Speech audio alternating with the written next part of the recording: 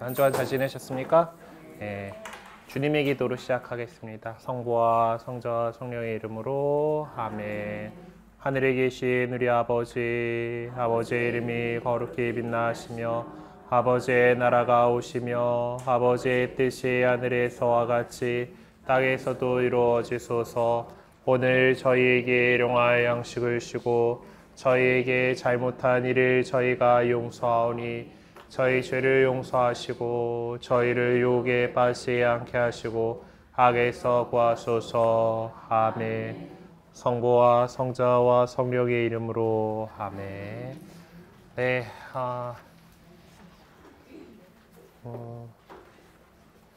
그래 2주 만에 뵙네요. 그래서 지난 시간에 아마 또 좋은 내용 들으셨을 거라 생각하고 오늘 또 다시 우리 나가던 진도를 다시 나가보도록 합시다.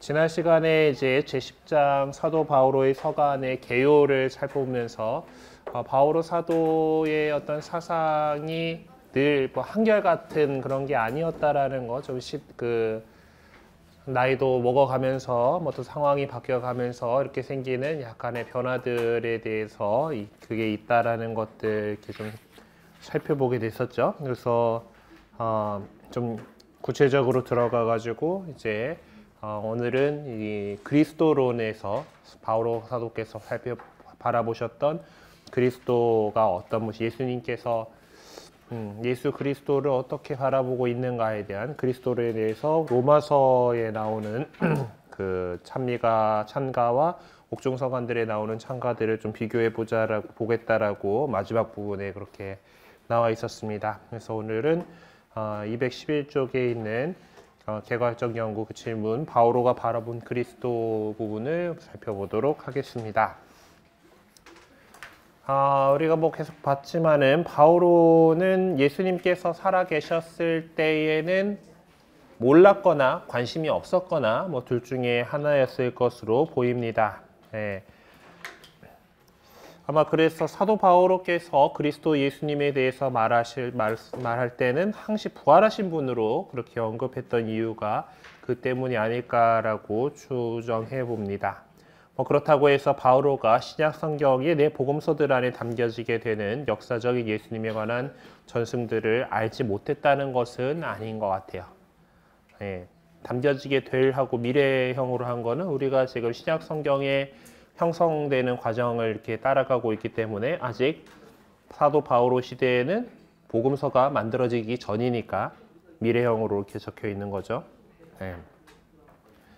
바오로는 이제 다른 사도들로부터 역사적인 예수님에 관한 내용을 분명하게 전해받았을 뿐만 아니라 경우에 따라서는 역사적인 예수님에 관해서 증언하기도 합니다. 그런 흔적들이 코린토전서 11장 23절에서 26절이나 갈라티아서 4장 4절 같은 데서 찾아볼 수가 있어요. 그러나 부인할 수 없는 사실은 그의 초기 복음 선포 내용이 부활 선포에 집중되었다라는 점입니다. 그리고 그거는 사실 사도 바오로뿐만 아니라 모든 사도들이 마찬가지였죠. 그리스도인들이 처음 복음을 전한 것은 예수님께서 부활하셨다라는 거죠. 부활하셨다. 부활 선포에 집중되어 있었습니다. 특히나 더더구나 바오로에게는 그 과거 이제 사도들과 그냥 다른 사도들과 함께 하셨던 예수님의 그 모습을 만나본 적이 없기 때문에 바오로는 그 다마스쿠스로 가는 길에서 만난 부활하신 예수님을 만난 것이 자신의 어떤 경험의 그 아주 개인적인 만남이었고 아주 극적이고 충격적인 체험이었기 때문에 그것이 어느 누구보다도 가슴에 뜨겁게 뚜렷하게 남아있을 수밖에 없었던 것입니다. 다마스쿠스로 내려가던 길에서 뭐 더 전혀 예상하지 못했던 상황에서 자신이 앞장서서 박해하던 그리스도교 신자들이 주님이라고 고백하는 그 그리스도를 만났기 때문에 뭐 말로는 그 충격과 당혹함을 다 표현해낼 수 없을 만큼 사울에게 있어서 엄청난 사건이었다라는 거죠. 역설적으로 이 충격적인 사건이 사울의 전 생애를 특징짓는 결정적 사건이 되었습니다. 다마스쿠스로 내려가는 길에 있었던 부르심에 관한 내용은 갈라티아서 1장 15절에서 17절에서 그리고 사도행전 9장 1절에서 19절, 22장 5절에서 16절, 26장 9절에서 18절에서 3번씩이나 이렇게 전해주고 있습니다. 다마스쿠스 사건은 이 사울이라는 사람의 삶을 근본적으로 바꿔오는 그야말로 은총의 순간이 되죠. 다마스쿠스로 가던 길, 그 길은 유다인 선교사로서 자신의 유다인적인 확신을 펼쳐 보이려는 영광스러운 선교의 길이었는데, 그러니까 그리스도를 주님이라 고백하는 어리석은 그리스도교 신자들을 박해를 가해서라도 율법의 질서 안으로 끌어들이는 일, 그것이 사울에게 있어서 자신의 신념과 확신을 펼쳐 보이는 절호의 기회였던 것입니다. 그런데 그런 그가 역설적으로 그리스도를 전하는 그리스도교 선교사가 되었으니 그의 그 변신을 어떻게 설명할 수 있겠습니까? 그래서 우리는 사울의 변심을 갖다가 회심이라고 부르죠. 인간적으로나 상식적으로는 도저히 이해할 수도 없고 설명할 수도 없는 사울의 회심을 가능하게 했던 것은 과연 무엇이었겠습니까? 그리스도께서는 다마스쿠스로 내려가던 사울을 부르시고 그를 만나셨어요. 인격적으로 만났다라는 이 만남, 이것이 바울의 신학의 근거가 되고 출발점이 되고 그의 삶의 새로운 의미가 된 결정적인 사건이 되었습니다. 바울은 사실 보면 정열적인 기질을 좀 타고난 것으로 보입니다. 대충 하는 것을 허용하지 않는 사람이다라는 거예요. 유다교를 신봉할 때도 대충 안 했죠. 아주 열심히 했습니다. 그리고 그리스도교로 회심한 다음에도 대충 하지 않습니다. 이 사람은 어떤 형태로든 모든 것이 분명해야만 했던 사람이죠. 그래서 바울은 어떤 일이든 또 무엇이든 확신을 갖게 되면 온 정열을 다해서 뛰어들었습니다. 이러한 바울의 기질과 성격은 베드로의 그것과는 전혀 달랐지만은 하나님께서 우리의 생각과는 달리 모든 면에서도 너무나도 다른 베드로와 바오로 이 두 사람을 교회의 기둥으로 삼아서 당신 교회를 이끌어가게 하셨습니다. 이 두 사람은 그래도 축일도 같이 지내죠. 정말 이렇듯 기묘한 방법으로 역사하신 하나님의 섭리하심에 놀라지 않을 수가 않을 수 없죠. 않을 수 있겠는가? 놀라지 않을 수 있겠는. 놀라지 않을 수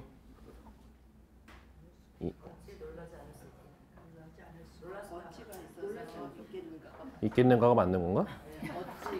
어찌 놀라지 않을 수 있겠는가? 놀랄 수밖에 없다라는 소리. 어쨌든 놀랍다는 거죠. 네. 놀라지 않을 수 말이 근데 입에 안 익는데 이렇게. 어찌가 부정이라서.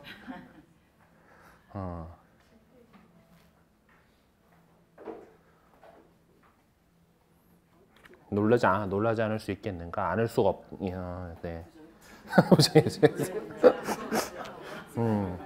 어찌가 그래 어쨌든 이 시점에서 우리 믿는 사람들을 하나님의 자녀로 살아가도록 불러주신 그분의 섭리하심에 어떻게 응답하며 살아가야 될지 좀 생각해 봐야 하겠습니다. 그래서 우리는 신약 성경을 통해서 부활하신 분께서 바오로에게 발현하신 모습과 첫 번째 제자들에게 발현한 모습이 동일한 형태로 소개되고 있지는 않다라는 사실을 확인해 볼 수가 있습니다. 그러니까 첫 번째 제자들의 원래 제자들에게 발현하신 것은 예수님의 부활을 인정하도록 하는 것이 목적이었죠. 나 부활했다라고 이제 증인들의 말을 가지고 믿지도 못하고 있는 막달라 마리아의 전해준 이야기에 대해서 도저히 믿지 못하고 그러고 있는 그 제자들에게 나 부활했어라고 확실하게 보여주시기 위해서 이렇게 나타나신 거죠. 예수님께서 부활하신 분의 모습으로 발현한 것은 돌아가시기 전에 당신과 함께했던 바로 그 제자들에게 당신이 죽은 것이 아니라 살아있다라는 것을 보여주기 위한 것이죠. 하지만 바오로는 역사적인 예수님을 체험한 사람이 아닙니다. 그러므로 예수님께서 부활하신 분의 모습으로 바오로에게 발현하신 목적은 다른 제자들에게 발현하신 목적과 같을 수 없죠. 그럼에도 불구하고 사도 바울은 다마스쿠스로 내려가던 길에서 당신의 모습을 보여주신 부활하신 분과의 만남을 첫 번째 제자들이 부활하신 분의 발현을 체험할 것과 똑같은 것으로 인식하고 있었습니다. 그래서 바울은 부활하신 분께서 베드로와 다른 제자들에게 발현하신 사실을 상기시키고 나서 계속해서 맨 마지막으로는 칠삭둥이 같은 나에게도 나타나셨습니다. 실상 나는 사도들 가운데 가장 보잘것없는 자로서 사도라 불릴 자격조차 없는 모입니다. 하느님의 교회를 박해하였기 때문이다 라고 말하고 있는 것이죠. 다마스쿠스로 내려가던 길에서 바오로에게 자신을 드러내 보이시며 바오로를 붙드셨던 부활하신 분의 놀라운 능력은 엄청난 시련과 견디기 어려운 고통 속에서도 좌절하거나 실망하지 않고서 굳건히 설 수 있도록 그를 계속해서 붙들어주는 힘이기도 했습니다. 바오로는 자신의 과거를 회상하며 가장 견디기 어려운 시련을 겪어야 했을 때에는 신비적인 영상이 나타나 예수님 그리스도께서 자기와 함께 계시는 확신을 갖게 해주었다라고 말한 바가 있습니다. 또 바오로는 하느님의 능력이 그리스도의 부활을 통해서 드러난 것처럼 자신의 약점과 역경을 딛고 일어설 수 있게 해주었고, 그리고 부활하신 주님께서 보물을 담고 있는 질그릇을 다루듯 그렇게 끊임없이 자기에게 위로와 자극을 주셨음을 온몸으로 느끼며 살아갔습니다. 바오로가 갖고 있던 그리스도의 죽음과 부활의 중요성은 그의 신학적인 깊은 사색을 통해서 표명되었고, 그 내용들은 대서간들 안에 그대로 표현되어 있습니다. 그런 것이 로마서, 갈라티아서나 코린토 전후서들이 그런 것들이죠. 코린토전서에 바오로가 적은 대로 복음이란 우선 인간들의 눈에는 어리석게 보이지만 하느님께는 지혜인 십자가에 관한 복음입니다. 그리스도께서는 죽음에서 생명으로 건너가신 분이시고 모든 인간들도 그렇게 할 수 있도록 하신 분이시다라는 거예요. 그래서 바오로는 세례성사의 의미를 바로 거기서 찾아내고 있습니다. 예수님께서 죽음에서 생명으로 그 새로운 파스카를 보여주셨기 때문에 우리 인간들도 우리가 원죄의 물듦으로 인해서 죽을 운명을 지니게 되었지만은 그것이 끝이 아니라 영원한 생명으로 넘어갈 수 있게 되었다라는 것이 바로 그 십자가에서 찾는 그 의미죠. 예수님의 죽음과 부활은 우리를 의화시켜주는 중추적인 행위입니다.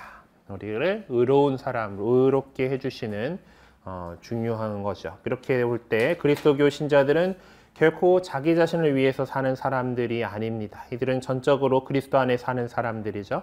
이러한 표현은 바오로의 서간들 안에서 끊임없이 반복되어서 나타납니다. 그리고 바오로는 그러한 개념을 무척이나 중요하게 취급하고 있습니다.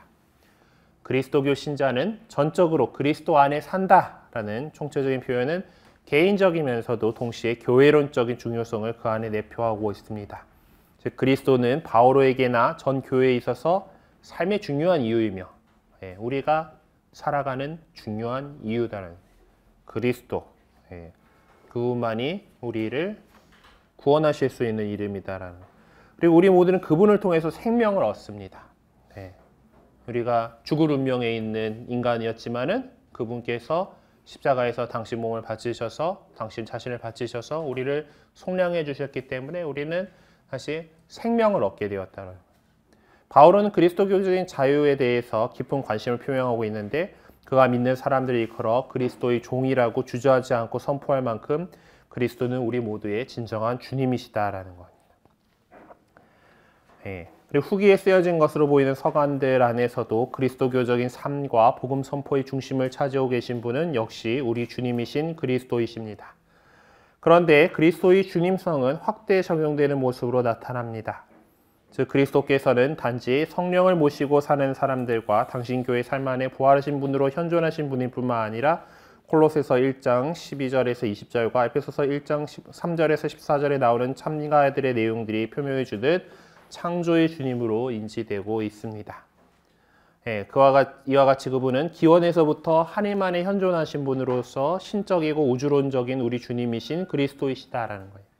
이렇게 볼 때 바오로의 후기 작품들은 요한복음서의 서문처럼 후대에 속하는 신학적인 본문들을 준비시켜주는 역할을 하고 있었다라고 말할 수가 있습니다. 그러니까 바오로 사도가 계속해서 여러 가지 일들을 겪고 그 안에서 그 그리스도론이 발전되어 가고 있는 모습. 그래서 후기에 이제 요한복음의 서문 같은 그런 문장이 나올 수 있도록 그 어떤 준비하는 그런 역할을 했다라는 것을 좀 이 연구들을 통해서 살펴볼 수가 있을 것 같아요. 그래서 이 그리스도론적인 대찬미가들, 찬가들 계속해서 뭐 하여튼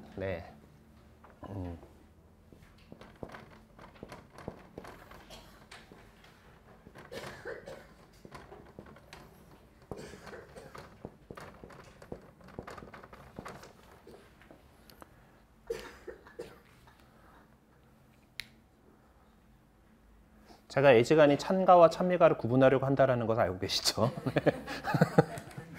네. 힘누스와 칸티쿰은 다른 겁니다. 네. 여기에 해당하는, 근데 그냥 흔히 섞어 쓰기도 하긴 하는데요, 사실. 네. 여기 나오는 것들은 다 칸티쿰입니다. 칸티쿰. 네. 힘은 약간 그 운율이 있어야 돼요. 우리 보통 성가에 이렇게 나오는 것처럼, 그러니까 성서적인 내용을 바탕으로 후대에 더 작사 작곡을 한 뭐 이제 약간의 그 좀 정형화된 그 딱딱딱딱 이렇게 그 떨어지는 그걸로 이렇게 성모일도서 제일 그 처음 시작하는 거가 찬미가거든요. 성모일도 보면은 뭐 이제 뭐냐 요새 그 맨날 읽기만 하다 보니까 외워지질 않아 가지고 근데 자 뭐 맨 앞에 이제 그 주님 제입시려 주소서 한 다음에 이제 신기도 같은 경우는 뭐 영광된 아버지의 광채이시며 빛에서 빛을 받아 빛을 주시니 한낮의 빛이시요 빛의 셈이요 대낮을 밝히시는 빛이시로다 뭐 이렇게 해가지고 지금 355 355 355 이렇게 그 좀 이게 딱 조금 더 정형화된 시예요. 네, 이거가 이제 힘누스 찬미가고 성경에 나와 있는 그 시편이죠. 시편 같은 스타일인데 시편 말고 나머지를 찬가 칸티쿰이라고 불러요. 그래서 그래서 지금 여기에 그리스도전적인 찬미가는 성경에 이미 실려 있는 거기 때문에 칸티쿰이다, 이게 찬가다라는 거예요. 그다음 바오로 서간들을 읽다 보면은 산문 형식으로 전개되는 내용들이 갑작스럽게 강한 리듬 형식이라기보다는 어떤 산문의 반대가 뭐지? 그러니까 운문 형태의 전례적인 찬미가가 삽입됨으로써 그 흐름을 좀 중단하는 경우를 몇 차례 볼 수가 있습니다. 뭐 이미 공부한 바 있는 필리피서 2장 6절에서 11절 거기도 그 중요한 좀 찬가가 있고요. 그리고 뭐 코린토전서 13장의 사랑의 손과 같은 찬가들입니다. 물론 왜 이걸 리듬 형식이라고 썼을까? 그래서 그냥 운문이라 쓰면 될 것 같은데 운문으로 되어 있는 찬가들 가운데에서 어떤 것이 직접적으로 바오로가 쓴 것인지 어떤 것이 이전에 그리스도교 전승에서 가져온 것인지를 구분해야 된다는 것은 결코 쉬운 일이 아닙니다. 필리피서 2장 6절에서 11절에 나오고 있던 찬가의 경우에는 바오로 이전에도 이미 불려지고 있었던 것이다 라는 데에는 많은 학자들이 다 공통적으로 의심하지 않는 그런 부분입니다. 하지만 뭐 사랑의 송가라고 불리는 코린토전서 13장에는 좀 개인적인 어조를 강하게 풍기는 나라는 1인칭 대명사가 지배적으로 사용되고 있는 것으로 보아서 바오로가 직접 쓴 게 아닐까라고 그렇게 생각하는 사람들도 있는 것 같아요. 어쨌든 누가 썼는지는 우리에게는 그다지 중요하지는 않습니다. 좋은 가사를 써주셔가지고 좋은 노래들을 전해주셔가지고 잘 써먹고 있으면 되죠. 하여튼 바오로 서간 안에서 수록된 일부 중요한 그리스도론적인 내용은 찬가의 형태로 만들어졌고 그것이 설사 바오로가 직접 쓴 것이 아니라 하더라도 바오로는 자기가 직접 쓴 것처럼 다루고 있습니다. 그 당시에는 저작권 개념이 없는 시절이기 때문에 잘 갖다가 소개를 해주고 있는 거죠. 그리고 뭐 직접 썼을 수도 있고, 그 정답은 우리가 하느님 나라 가가지고 바오로 사도한테 물어봐야 돼요. 아무도 몰라요, 이제. 알 수 있는 뭐 장치가 없으니까 뭐 그 당시에 이제 다른 사람이 또 적은 것들 그런 것들이 전해져 가지고 그 가운데 똑같은 내용이 나온다 막 이러면은 조금 이제 이게 누가 먼저 했는지 뭐 바오로가 했는지 딴 사람들에서 써온 건지 뭐 이런 것들이 좀 가능할 텐데 뭐 또 다 그러지만은 않으니까요.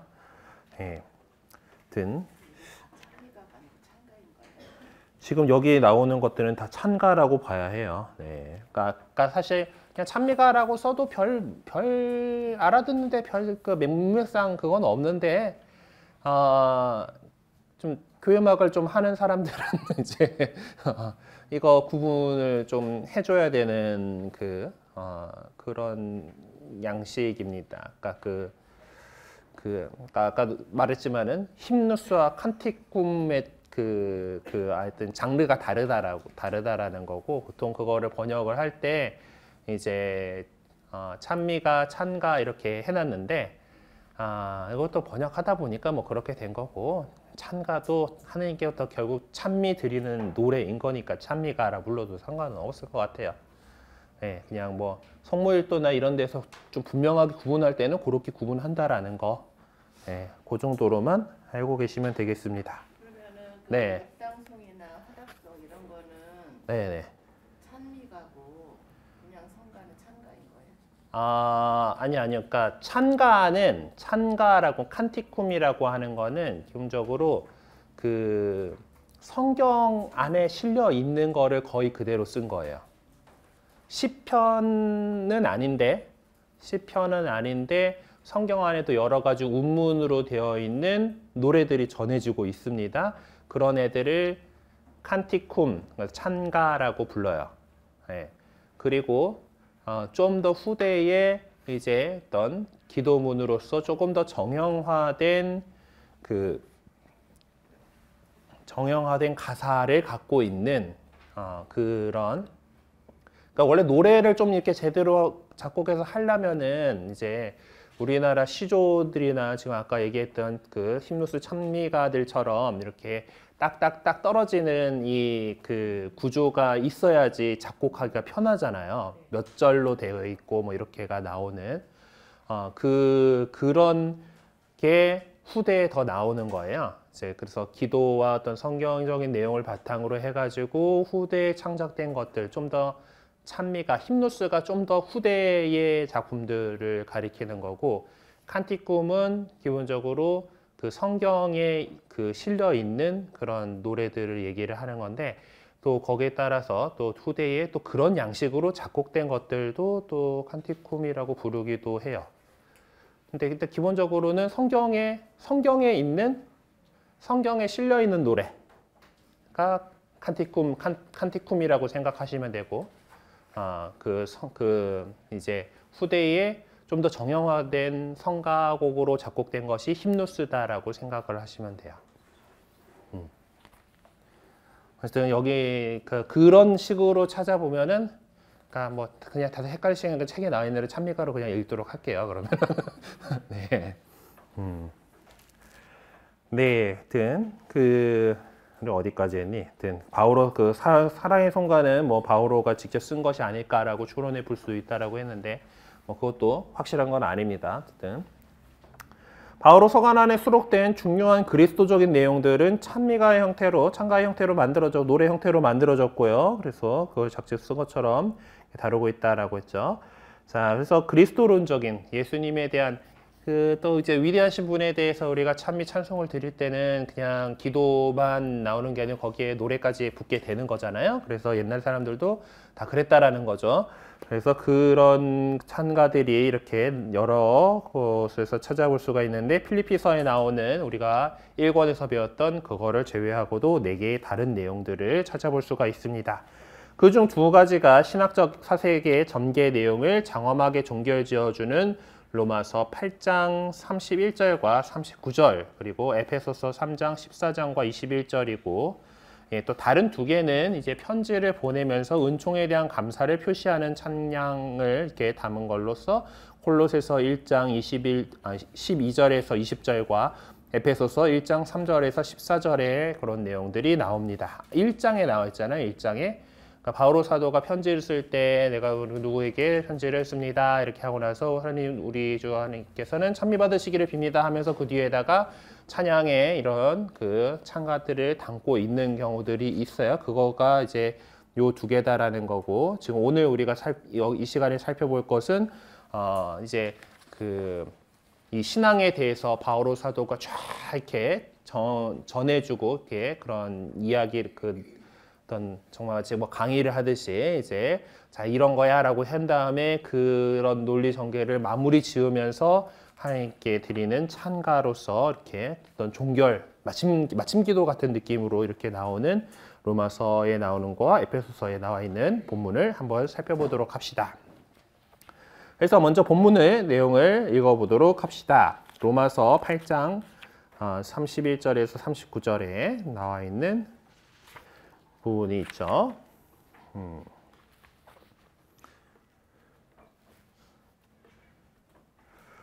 자, 그렇다면 이와 관련하여 무엇이라고 말해야 합니까? 하나님께서 우리 편이신데 누가 우리를 대적하겠습니까? 당신의 친아드님마저 아끼지 않으시고 우리 모두를 위하여 내어주신 분께서 어찌 그 아드님과 함께 모든 것을 우리에게 베풀어 주지 않으시겠습니까? 하나님께 선택된 이들을 누가 고발할 수 있겠습니까? 그들을 의롭게 해주시는 분은 하느님이십니다.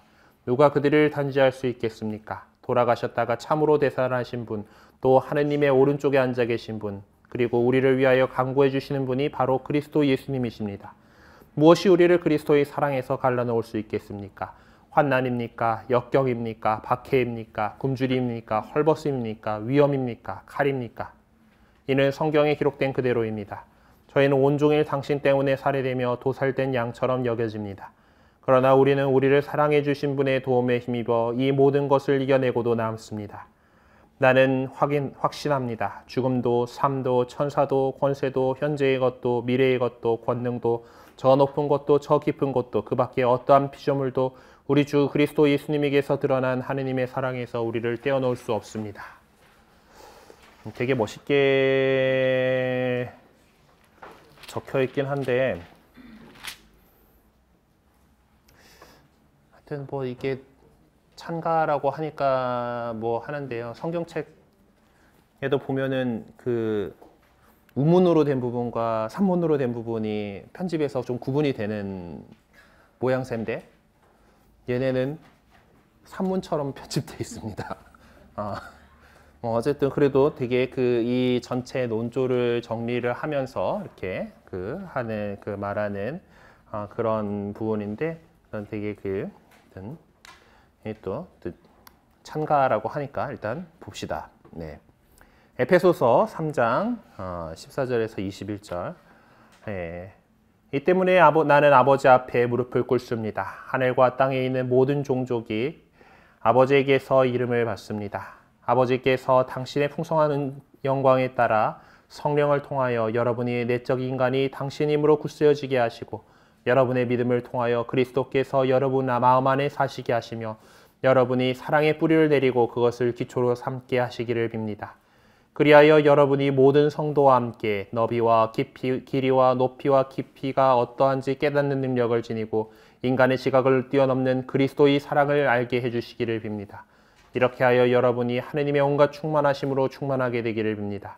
우리 안에 활동하시는 힘으로 우리가 청하거나 생각하는 모든 것보다 훨씬 더 풍성히 이루어 주실 수 있는 그분께서 교회 안에서 세세대대로 영원무토록 영광이 있기를 빕니다. 아멘. 이렇게 멋있게 이제 기도로 종결을 하고 있어요. 이제 환경에서 보면 이 부분을 갖다가 교회를 위한 기도라고 소제목을 이렇게 담아놨고요. 네, 그래서 주소 성경에 보니까 이게 2절에서 시작되었다마다 중단된 거로 생각하는 기도는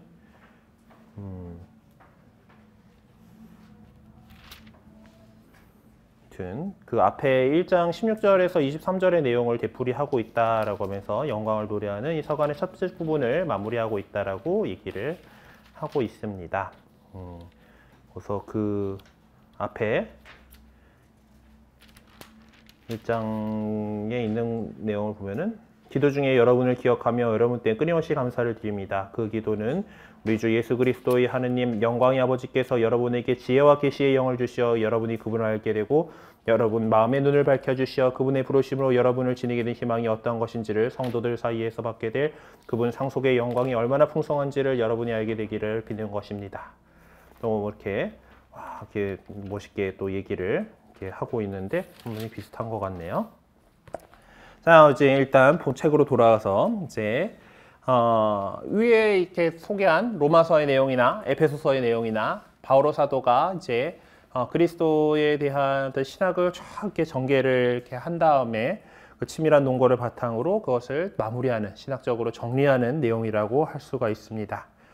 예, 바오로 그 사도의 그 이제 어떤 그 정말 논문이 아니냐라고 이렇게 얘기를 하는 그 로마서의 그 앞부분, 1장에서 8장을 이제 그 마무리하는 그 결론 부분이 바로 방금 들은 그 로마서 8장 31절에서 39절의 내용이죠. 그래서 그 결론이고, 그와 마찬가지로 에페소서 3장 14절에서 21절은 에페소서의 1장부터 3장의 그 결론에 해당하게 되는데, 바로는 창조에 관한 하느님의 계획과 그리스도에 의해서 성취된 구속, 구원과 속량, 그리고 성령으로부터 생기를 받고 있는 그리스도의 몸인 교회에 관한 당신의 신학적 사고를 일목요연하게 요약 정리해주고 있습니다. 그래서 우선 로마서 8장 31절에서 39절의 내용을 바탕으로 아래의 질문에 대답을 해보라고 나와 있네요. 자, 하느님께서 이루신 그 업적들을 지칭하기 위해서 사용된 동사들을 찾아서 적어보세요 라고 되어 있네요. 네. 자, 처음부터 한번 봅시다. 하나님께서 대적하겠습니다. 하나님께서 이루신 업적이잖아요. 그렇죠? 자, 당신의 친아드님마저 아끼지 않으시고 우리에게 내어주셨다. 아끼지 않으시고 내어주셨다라는 게 아끼지 않다, 아끼지 않으시고 아끼지 않다라는 거, 그리고 우리 모두를 위해서 내어주셨다.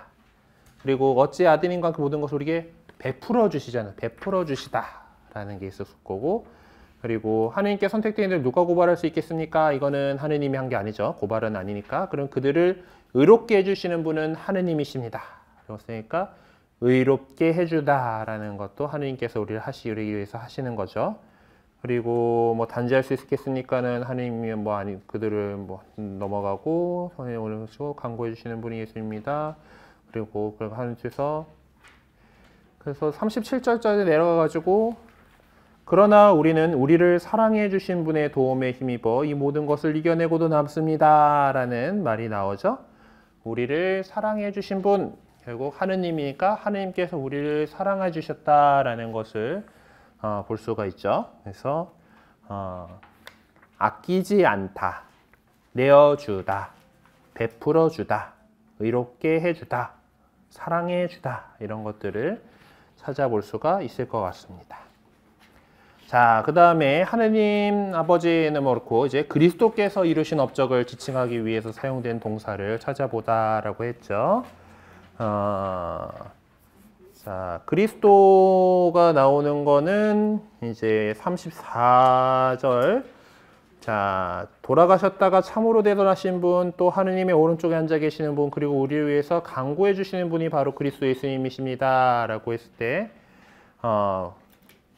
우리를 위하여 간구해 주시는 분, 바로 그리스도가 그렇다라는 거고, 그리스도께서 우리를 위해서 간구해 주다라는 동사를 사용할 수가 있겠죠. 네.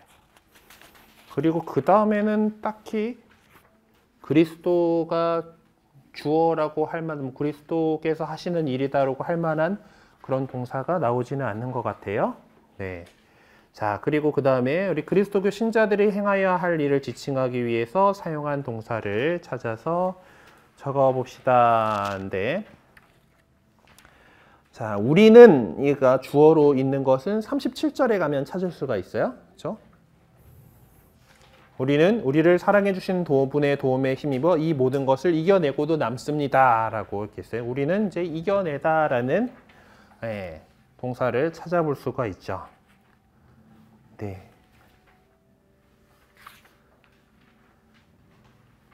아무튼 이 정도가 될 것 같습니다. 이겨내고도 남습니다. 해서 우리는 이겨내다라는 동사를 찾을 수가 있어요.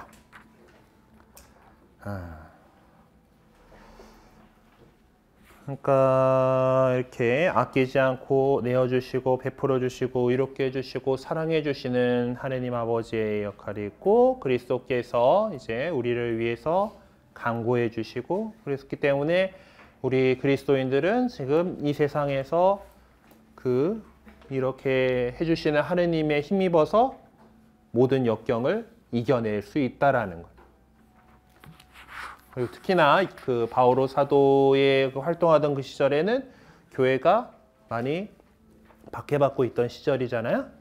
네, 아직 그렇게 많이 크게 퍼져나가지도 못했고, 뭐 오늘날에도 여전히 박해받고 있는 교회들이 지역에 따라서 박해받고 있는 교회들이 있고, 또 지금 이 현대 세상에서 우리가 알지 못하게 정말 교묘한 방법으로 우리를 하느님에게서 떼어놓으려고 하는 그런 모든 많은 것들이 그냥 박해의 물결로서 이렇게 오고 있습니다. 그 모든 것을 우리가 이렇게 이겨낼 수 있다라는 것, 이겨낼 수 있습니다.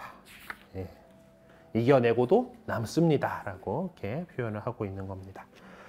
자, 사도 바울은 로마서를 통해서 하느님, 그리스도, 신자라고 하는 새 모습을 소개하면서 구원의 역사가 어떤 과정을 통해서 진행되었는지를 상세하게 전해주고 있습니다.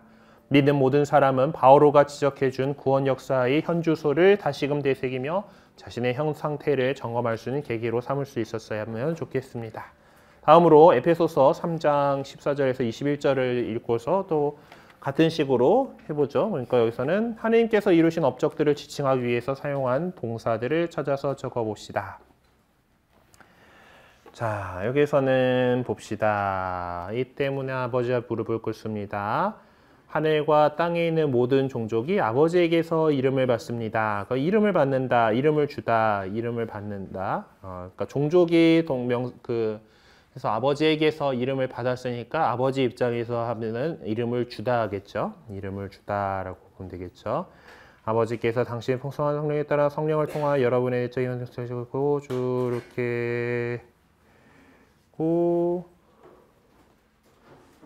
그리고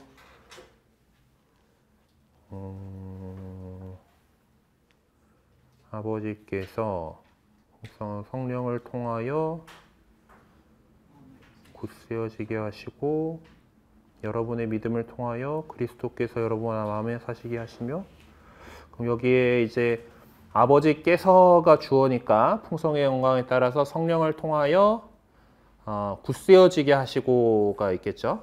성령을 통하여 한 거니까 성령이 한 거라기보다 아버지께서 하신 걸로 봐야겠죠. 여러분의 내적 인간이 당신의 힘으로 굳세어지게 하시고 굳세어지게 하다를 적을 수 있겠고, 그 다음에 그리스도께서 여러분 마음 안에 사시게 하시며, 이거 다 적어야 되나? 그리스도께서 여러분 마음 안에 사시게 하시며, 사시게 하다.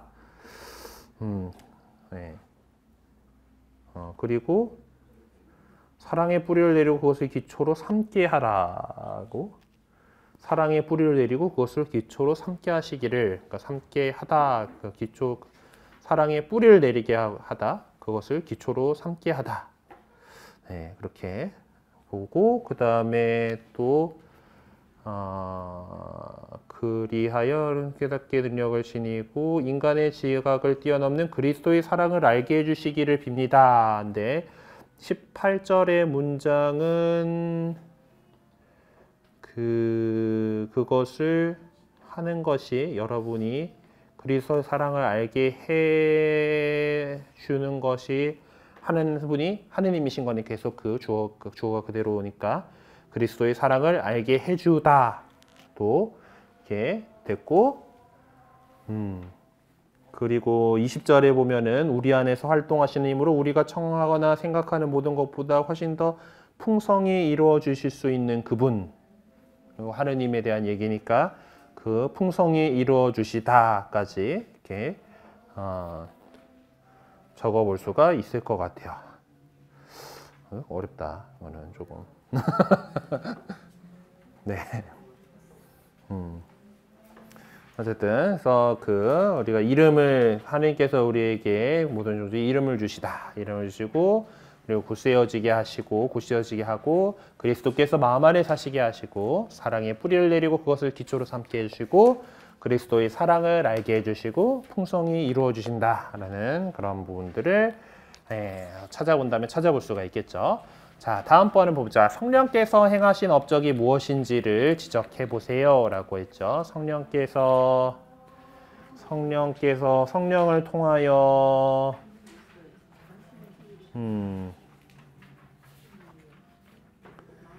자, 성령이 나온 거가 이제 16절에 성령을 통하여라고 해서 하느님께서 하시던 일 그냥 그거 같이 하는 것 같아요.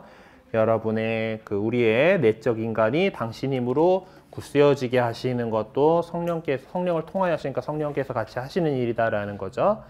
예, 우리의 내적인 인간이 굳세어질 수 있도록 중재자로서의 역할을 하신다라고 제가 받아놓은 답지에는 그렇게 적혀 있네요. 내적인 인간이 굳세어지게 하시고는 있는데 중재자 나오나?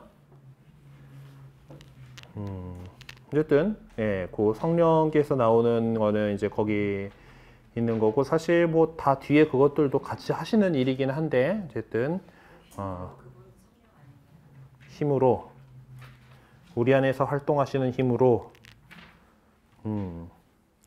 그렇죠. 후보도 성령으로 봐도 맞을 것 같기는 하네요. 그렇죠. 근데 사실 삼위일체 하느님이시니까 같이 하시는 거 맞아요. 네. 굳이 이렇게 구분할 필요는 없는 것 같은데 어쨌든 성령이라고 나와 있는 거는 그렇게 돼 있으니까 네. 그래서 하신 업적이 그렇다. 그리스도교 신자들이 행하여야 할 일들을 지칭하기 위해서 사용한 종사를 찾아보세요 라고 하는 건데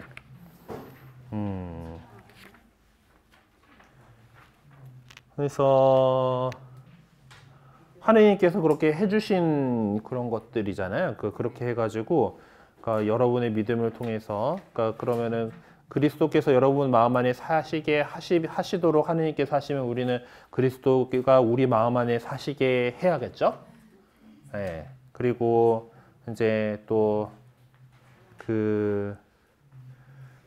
이제 모든 성도와 함께 너비와 길이와 높이 어떠한지를 깨닫는 능력을 지니고라고 하는데 어떤 그런 지각을 이성을 가지고서 뭔가 깨달아야 된다라는 거 우리가 그렇게 깨닫도록 애써야 된다라는 것으로 보이잖아요. 그렇죠? 깨닫는 능력을 지니라는데 깨닫는 능력을 지니는 것이 우리가 할 수 있는 건가? 어쨌든 그런 것들에서 깨닫도록 이렇게 애쓰고 그리고 인간의 지각을 뛰어넘는 그리스도의 사랑을 알게 해주시기를 빕니다라고 되어 있는데 그것처럼 우리도 그러면 하나님께서 그렇게 해주시면은 우리가 그리스도의 사랑을 알아야겠죠. 예, 그래서 알게 되고 그리고 이제 온갖 충만하심으로 충만하게 되기를 빕니다. 하나님께서 충만하게 해주시면 우리도 이렇게 좀 충만해갖고 이렇게 살도록 해야 된다라는 것인 것 같아요. 예, 하여튼 답지 있는 거 그대로 한번 읽어드릴게요. 그리스도께서 마음 안에 사시게 하다. 깨닫는 능력을 지니다. 그리스도의 사랑을 알게 하되다. 충만하게 되다. 이렇게 적어 놓으셨어요. 아무튼 뭐 하느님께서 이렇게 해주시는 거 우리가 그렇게 잘 할 수 있도록 해보자라는 그런 내용인 것 같습니다. 네. 그리고 다음으로 넘어가 봅시다. 그러면 우리는 지금까지 로마서와 에페소서의 내용을 좀 동일한 방식으로 분석을 해봤습니다. 우리가 찾아낸 동사들을 통해서 확인해 볼 수 있었듯이 로마서에서 사용된 동사들은 구원을 위한 움직임에 초점을 맞추었고 에페소서에 사용된 동사들은 구원의 실제를 지적해 주기 위해서 사용하기 때문에 이제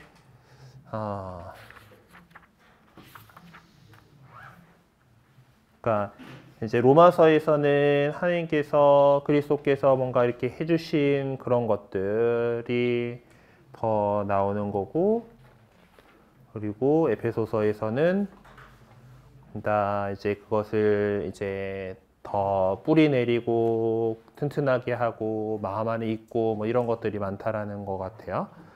네, 그래서 이 두 서간의 내용 모두가 구원의 문제를 다루기는 했지만 실상 구원의 영역 문제에 관한 관점에서는 좀 다른 모습을 보여주고 있습니다. 그리고 로마서에서는 그리스도의 역할이 분명하게 명시되었지만은 에페소서에서는 그리스도보다는 성령의 역할을 좀 명시를 해주고 있는 것을 볼 수가 있습니다. 그래서 이 로마서에서는 구원을 위한 하느님의 주도권에 중점을 둔 반면에 에페소서에서는 그렇게 시작되고 이룩된 구원의 실제를 어떻게 살아가느냐 하는 문제에서 그래서 중재자가 필요하다라는 견해를 피력하고 있는 것으로 봅니다. 그래서 여기서는 그리스도와 성령께서 모두 중재자로서 역할을 하시는 분들로 소개되고 있죠. 그러므로 두 개의 서간은 구원 문제를 짚어주는 데 있어서 좀 상호 보완적인 역할을 하고 있다라고 말할 수 있겠다라는 거예요. 성령의 역할을 강조해 주시는 것, 그리스도의 역할을 강조해 주시는 것, 이렇게 했지만은 우리가 믿어 알고 있는 것처럼 뭐 하느님 아버지와 우리 성자 예수 그리스도와 성령께서 뭐 따로 뭐 각각의 세 하느님이 아니다라는 거 우리는 알고 있잖아요. 같은 여러 그 역할들을 이런 일들을 우리 구원을 위해서 함께 일하시고 있다라는 것을 이렇게 양조해서 볼 수가 있습니다. 자, 그 다음에 콜로새서로 한번 넘어가 보도록 합시다. 콜로새서는 그래도 운문이다라는 것을 확실하게 보여주는 편집이 되어 있는 것 같네요. 자, 콜로새서 성경책에도 마찬가지겠지?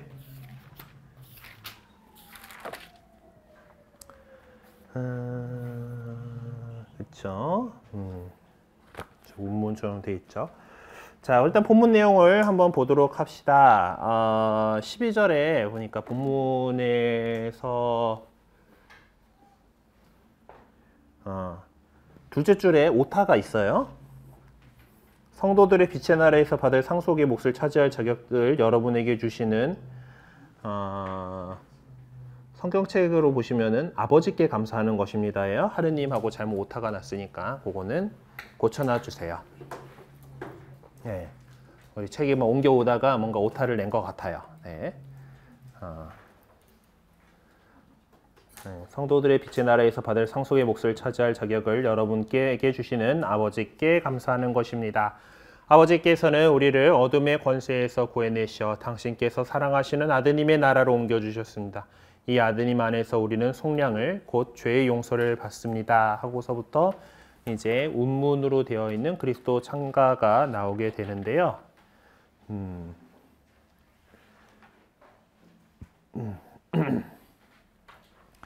자, 그분은 보이지 않는 하느님의 모상이시며 모든 피조물의 맞이이십니다. 만물이 그분 안에서 창조되었기 때문입니다. 하늘에 있는 것이든 땅에 있는 것이든 보이는 것이든 보이지 않는 것이든 왕권이든 주권이든 권세든 세력, 권력이든 만물이 그분을 통하여 또 그분을 향하여 창조되었습니다. 그분께서는 만물에 앞서 계시고 만물은 그분 안에서 존속합니다. 그분은 또한 당신 몸인 교회의 머리이십니다. 그분은 시작이시며 죽은 이들 가운데에서 맞이이십니다. 그리하여 만물 가운데서 으뜸이 되십니다. 과연 하느님께서는 기꺼이 그분 안에서 온갖 충만함이 머무르게 하셨습니다. 그분 십자가의 피를 통하여 평화를 이룩하시어 땅에 있는 것이든 하늘에 있는 것이든 그분을 통하여 그분을 향하여 만물을 기꺼이 화해시키셨습니다. 라고 하는 이 그리스도론적인 이 창가는 하나님께서 당신 아들에게 베푸신 은총에 감사하도록 모든 믿는 이들을 초대하는 내용으로 되어 있습니다.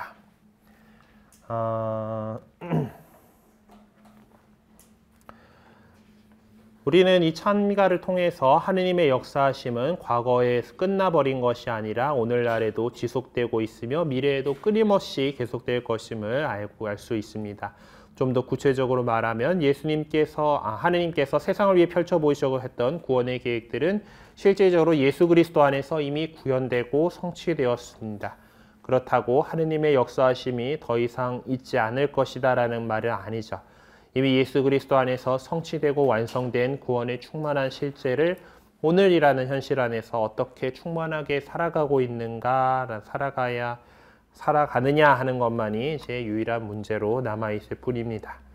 그리스도께서는 역사 안에서 끊임없이 그리고 변함없이 우리와 함께 하시며 우리 모두를 하나님께서 이루어 주신 구원의 역사를 실질적으로 살아갈 수 있도록 해주십니다. 바로 거기에 우리 모두가 예수 그리스도 안에서 구현되고 성취된 구원의 실제를 살아갈 수 있는 희망이 자리하고 있는 것이죠. 희망의 메시지는 옥중서간이라고 부르는 서간들 안에서 더욱 위력을 발휘하고 있습니다. 바오로가 이제 감옥에 갇혀 있는 상황이다 보니까 더욱더 이 희망에 대해서 얘기를 하게 되는 것 같아요.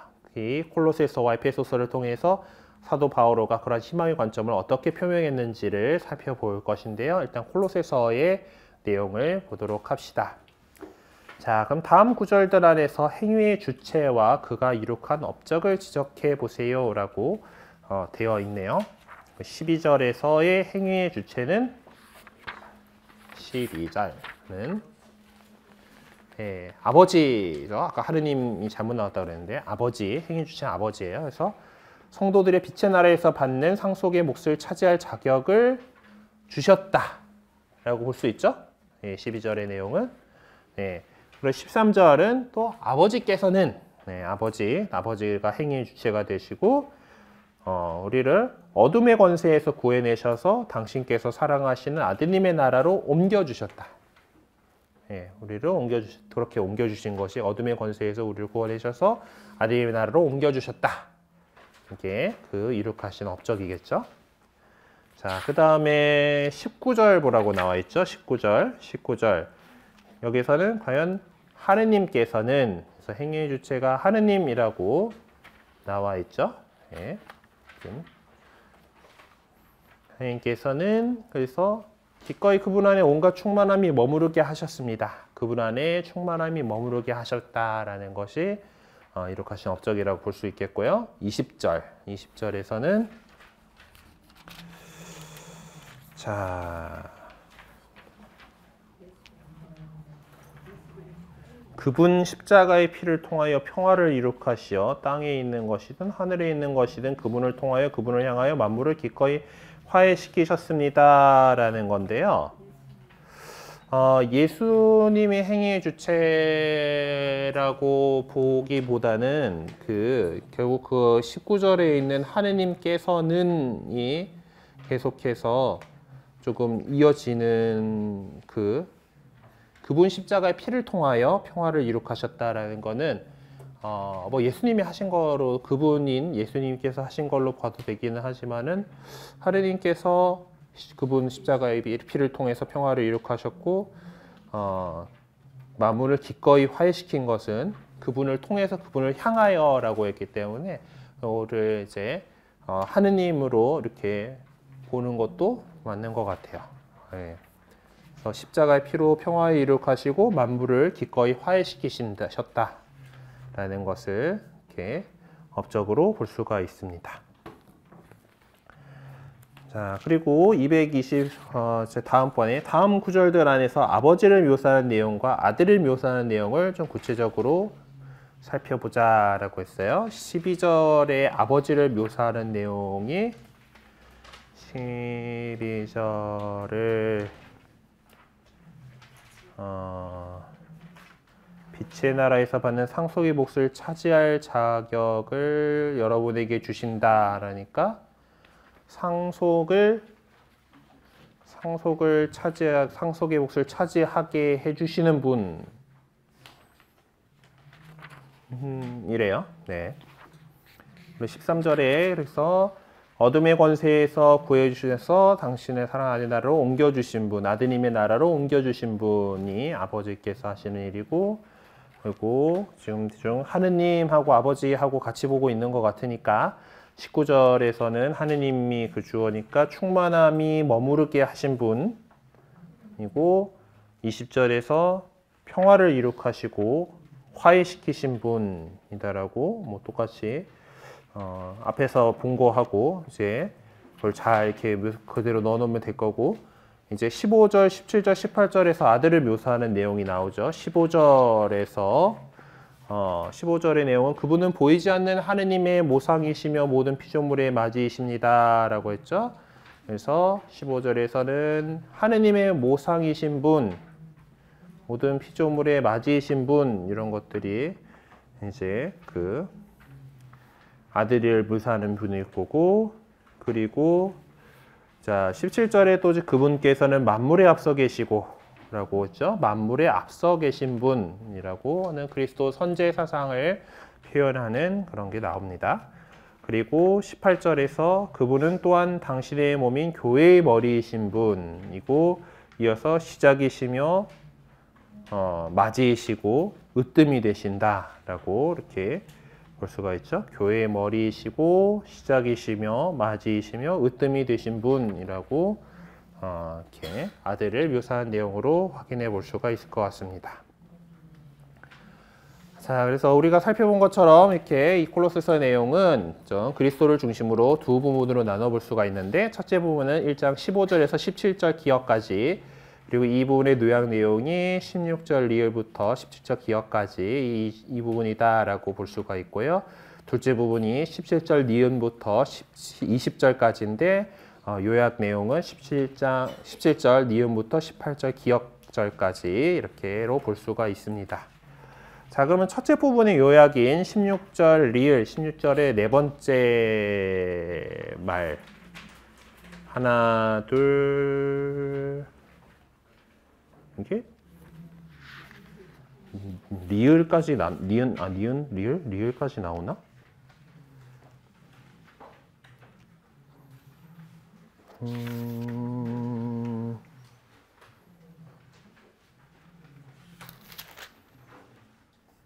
16장에 이게 그 운문이라서 나눠져 있다라고 보는 거구나.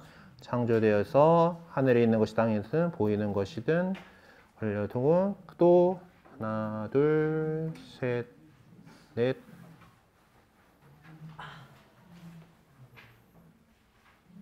네, 2단짜리 성경을 들고 와가지고 잘 안 보이네 이게.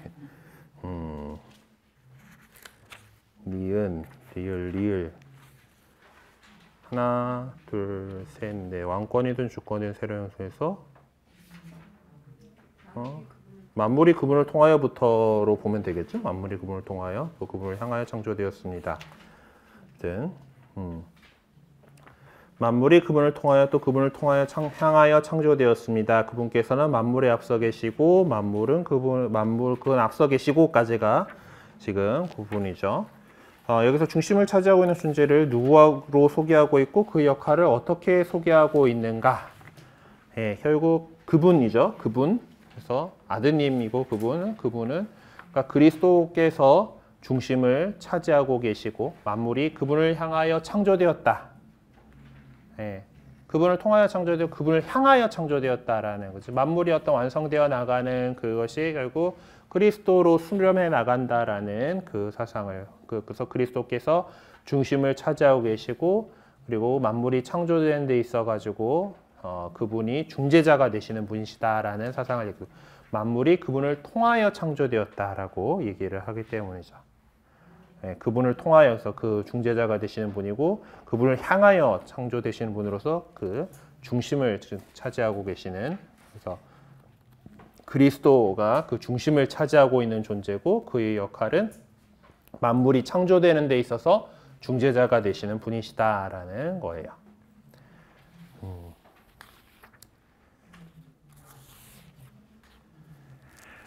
자, 또 다음 번 보자. 바오로는 그리스도께서 만물보다 우위에 계시다는 사실을 주장하기 위해서 어떤 근거를 제시하고 있는가라는 거예요. 네. 그래서 만물은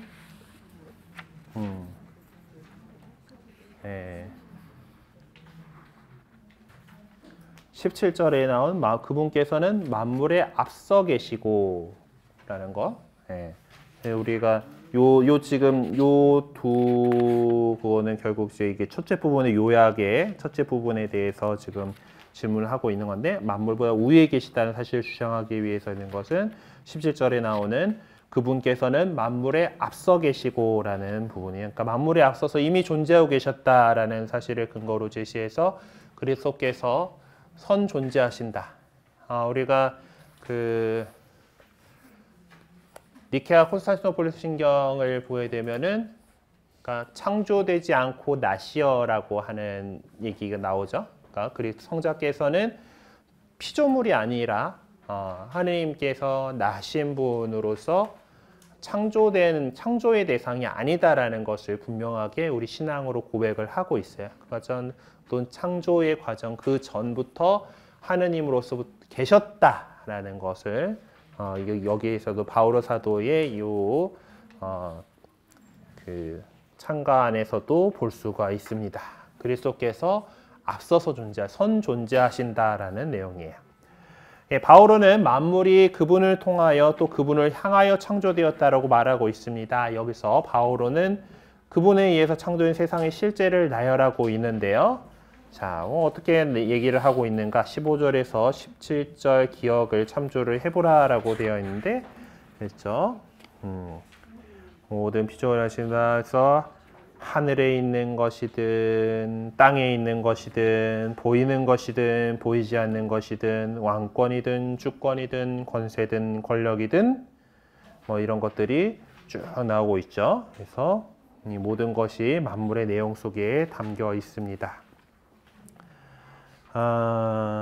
그래서 뭐 저기 하늘에 있는 것, 땅에 있는 것, 보이는 것, 보이지 않는 것. 그래서 뭐 이케 신경에서도 보면은 유형무형한 만물의 창조주심을 믿나이다라고 이렇게 얘기하는 것 같은 그 여러 가지 이제 세상의 모든 것들에 대해서 창조하셨다는 것을 이렇게 표현을 하고 있어요. 자, 바오로 사도는 둘째 부분에 그래서 창조의 영역에서 인간은 아무것도 할 수 없는 존재입니다. 하지만 창조된 피조물 가운데에서 그리스도께서 맞이가 되셨다라는 것은 피조물의 세상에 희망을 던져주는 메시지라고 메시지죠. 이렇게 창조된 세상은 그리스도로 인해서 구원된 세상으로 팔바꿈하게 된 것입니다. 다시 말해서 구원의 실제가 그리스도와 함께 우리 앞에서 펼쳐지게 된 것이죠. 이렇게 우리가 그리스도로는 참미가를 묵상해야 될 부분이 바로 이런 부분이죠. 예수님을 인해서 그리스도를 통해서 우리가 구원되는 세상을 살고 있다라는 것이요. 네, 바오로는 둘째 부분인 요약인 17절 니은에서 18절 기억에서 그리스도의 신비를 또 표명을 해주고 있습니다. 여기서 그리스도는 어떤 분으로 표명되고 있는가? 17절 니은이니까 그리고 만물에서 존속하시고 그분은 또한 당신 몸인 교회의 머리이시다 라고 이렇게 했죠.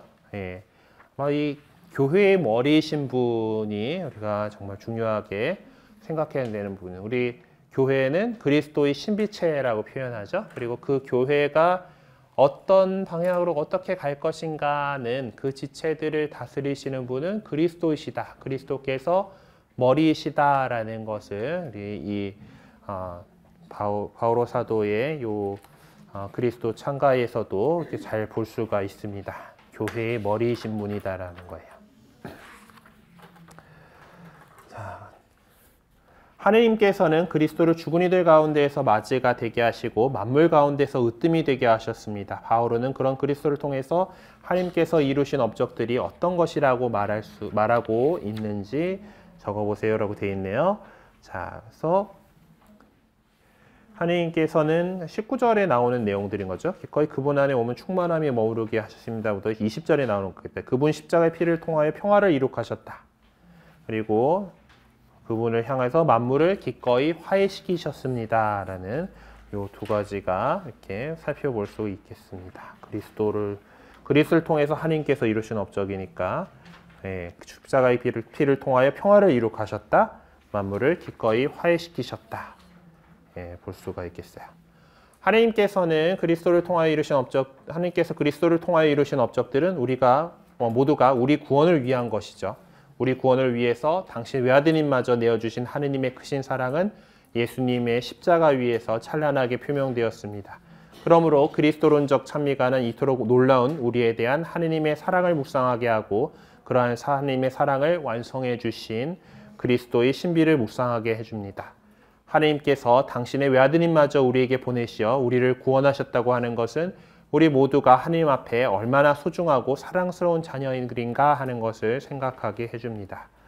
자, 그럼 다음에 에베소서 1장 3절에서 14절의 그 부분을 보도록 합시다. 우리 주 예수 그리스도의 아버지 하느님께서 찬미 받으시기를 빕니다. 하느님께서는 그리스도 안에서 하늘의 온갖 영적인 복을 우리에게 내리셨습니다. 세상 창조 이전에 그리스도 안에서 우리를 선택하시어 우리가 당신 앞에서 거룩하고 흠없는 사람이 되게 해주셨습니다. 사랑으로 예수 그리스도를 통하여 우리를 당신의 자녀로 삼으시기로 미리 정하셨습니다. 이는 하느님의 뜻에 따라 이루어진 것입니다. 그리하여 사랑하시는 아드님 안에서 우리에게 베푸신 그 은총의 영광을 찬양하게 하셨습니다. 우리는 그리스도 안에서 그리스도의 피를 통하여 속량을 곧 죄의 용서를 받았습니다. 이는 하느님의 그 풍성한 은총에 따라 이루어진 것입니다. 하느님께서는 이 은총을 우리에게 넘치도록 베푸셨습니다. 당신의 지혜와 통찰력을 다하시어 그리스도 안에서 미리 세우신 당신 선의에 따라 우리에게 당신 뜻의 신비를 알려주셨습니다. 그것은 때가 차면 하늘과 땅에 있는 만물을 그리스도 안에서 그분을 머리로 하여 한데 모으는 계획입니다. 만물을 당신의 결정과 뜻대로 이루시는 분의 의향에 따라 미리 정해진 우리도 그리스도 안에서 한 몫을 얻게 되었습니다. 그리하여 하느님께서는 이미 그리스도께 희망을 둔 우리가 당신의 영광을 찬양하는 사람이 되게 하셨습니다. 여러분도 그리스도 안에서 진리의 말씀, 곧 여러분을 위한 구원의 복음을 듣고 그리스도 안에서 믿게 되었을 때 약속된 성령의 인장을 받았습니다. 우리가 하느님의 소유로 속량될 때까지 이 성령께서 우리가 받을 상속의 보증이 되어주시어 하느님의 영광을 찬양하게 하십니다. 이 내용에서 이제 확인할 수 있지만 에베소서의 핵심적인 주제는 영원으로부터 결정되고 시공간 안에서 그 모습을 드러내면서 급기야 예수 그리스도 안에서 성취되어 사도들에게 계시되고 교회 안에서 그 모습이 분명하게 드러나게 된 하느님의 구원 계획에 관한 것입니다. 교회는 보편성을 띈 것으로 표현된 그러한 하느님의 구원 계획이 이미 세상 안에서 구체적으로 실현되었다는 사실을 선포할 뿐만 아니라 기리고 있습니다. 에페소서 1장에서 3장은 전례와 가르침을 동시에 전해주는 특징적인 문체로 되어 있습니다. 여기서는 교회야말로 하느님 계획이 실현된 마지막 장소인 것으로 설명하고 있죠. 서간의 첫 부분은 축복의 말로 시작하고 있습니다. 이런 형식은 유다인들이 행하던 관습에서 가져온 것이죠. 특별히 집중적으로 살펴보게 될 에페소서 1장 3절에서 14절은 하나님께서 베푸신 놀라운 은총을 찬양하는 내용들로 되어 있고 그 안에서 축복의 의미를 찾아볼 수가 있습니다. 그래서 한 구절씩 읽으면서 행위의 주체와 그 주행의 내용을 찾아보라 라고 되어 있네요. 와, 복잡하다. 자, 3절. 자, 우리 주 예수 그리스도의 아버지 하나님께서 찬미 받으시기를 빕니다. 라고 기도를 했어요. 누가 한 걸까요?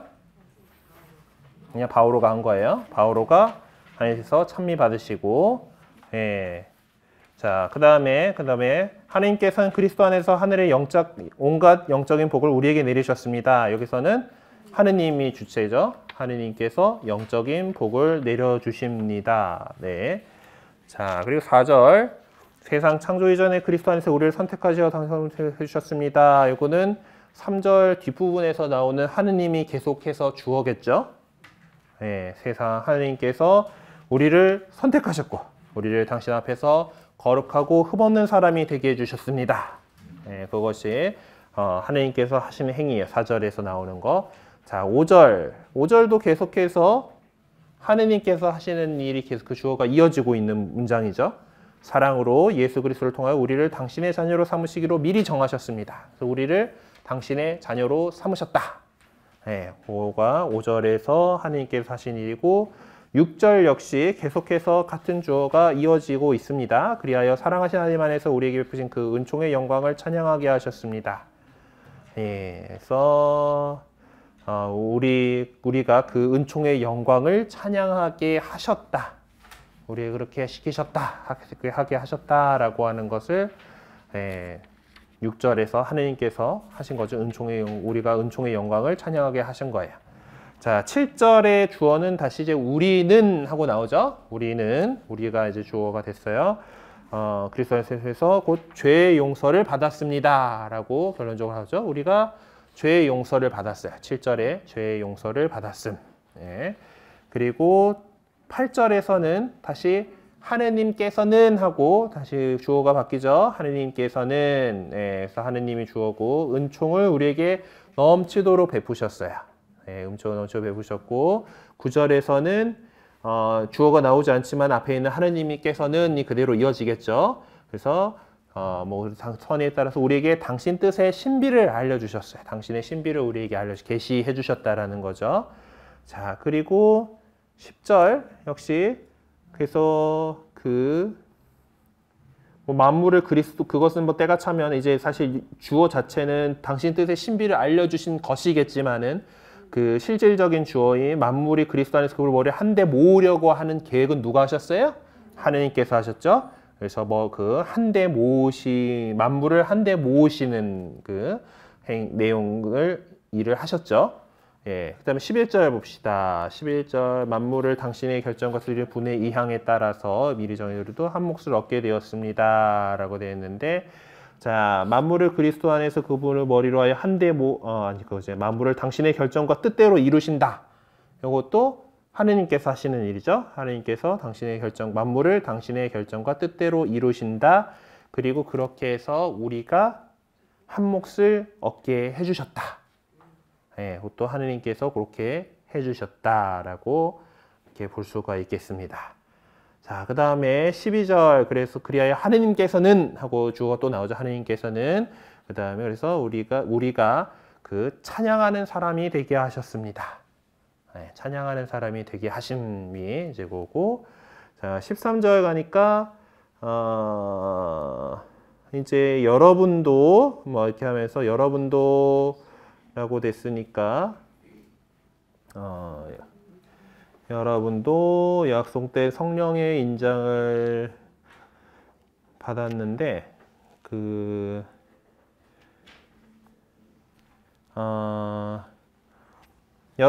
우리는 그래서 믿게 되었죠. 그리스도 안에서 믿게 되었어요. 믿었어요. 믿다가 이제 우리가 하는 일이고, 그렇게 해가지고 하느님께서 성령의 인장을 우리가 받게 해주셨다, 받았다.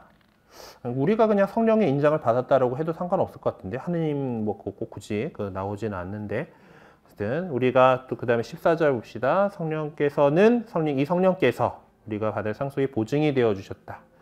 네, 우리 보증이 되어 주셨고, 우리가 하느님의 영광을 찬양하게 하셨다라고 이렇게 볼 수가 있죠. 마지막 절 14절은 성령께서 하시는 일이에요. 네, 에페소서에는 콜로새서와는 달리 성령의 역할을 분명하게 명시해 주고 있습니다. 바울은 성령께서는 우리가 하느님의 소유로서 성령될 때까지 우리가 받을 상속의 보증이 되어 주시어 하느님의 영광을 찬양하게 하신다고 지적하고 있습니다. 우리는 이렇게 하느님의 영광을 찬양하도록 부르심받은 교회 시대의 사람들입니다. 하느님의 영광을 찬양해야 할 이유를 바울은 성령께서 보증인으로서 우리와 함께 계시기 때문이다 라고 밝히고 있는데요. 바로 그 부분이 교회 시대를 살아가는 모든 믿는 사람들에게 희망의 근거가 아닐 수 없습니다. 하느님의 구원 계획은 역사 안에서 차근차근 이렇게 설명되고 실현되어 왔죠. 차근차근 실현되어 왔습니다. 특별히 11절에서 하느님의 구원 계획이 온전히 그분의 주도권 속에서 이루어진 것임을 말하고 있는데, 그를 통해서 우리도 그러한 그분의 선택을 통해 구원의 실제에 동참할 수 있게 되었음을 깊이 묵상하게 됩니다.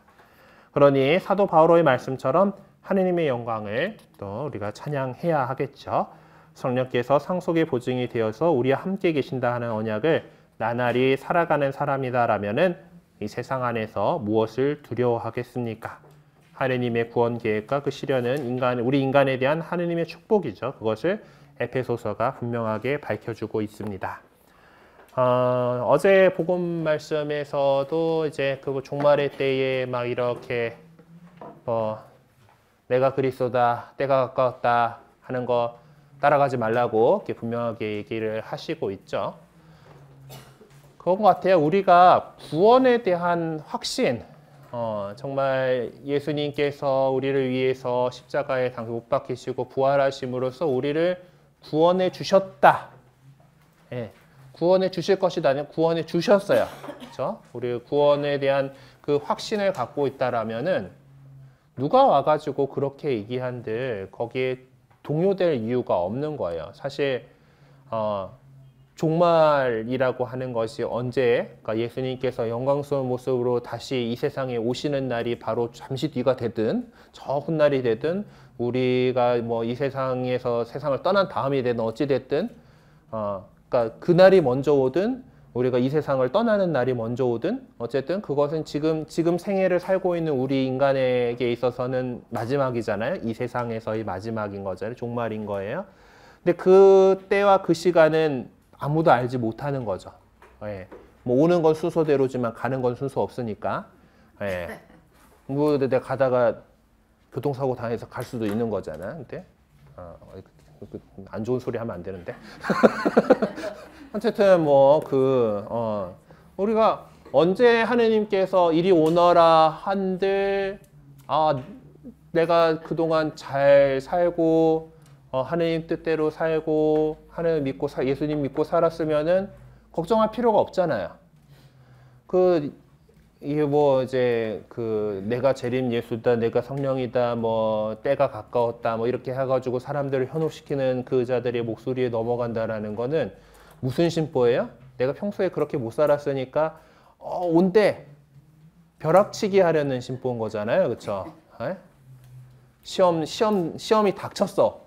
가지고 안 돼 하면서 벼락치기를 하고 있는 그런 모습이에요. 그러면 성적 잘 받아요, 못 받아요?